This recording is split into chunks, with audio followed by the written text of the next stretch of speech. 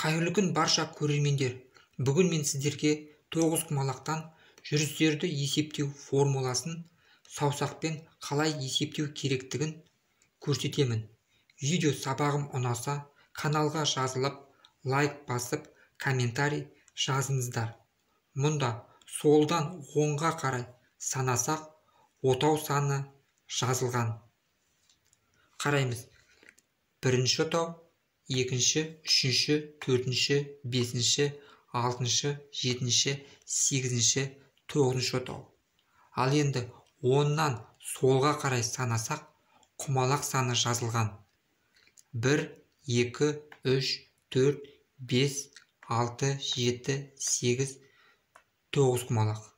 Ал енді сіздерге жүріс санын көрсетейін. Мына жерге 1 деп жазамыз. 1-ге 1-ді қосамыз. 2, 2-ге 2-ні қосамыз. 4, 4-ге 3 қосамыз. 7, 7-ге 4 қосамыз. 11, 11-ге 5 қосамыз.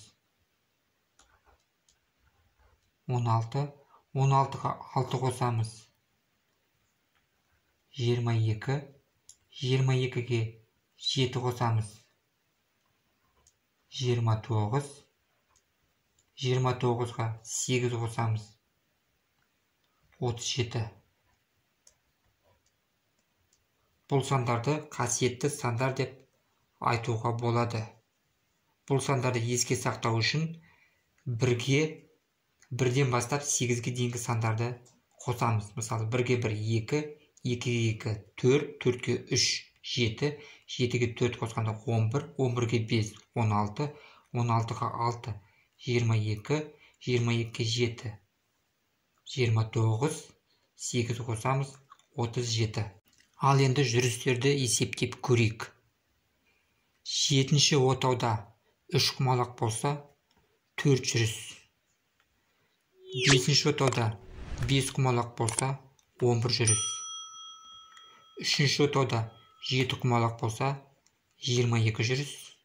Немесе 3-ші отауда 6 құмалақ болса, 22 жүріс болады. 1-ші отауда 9 құмалақ болса, 37 жүріс. 1-ші отауда 8 құмалақ болса, 37 жүріс болады. Назарларыңызға рахмет, сау болыңыздар.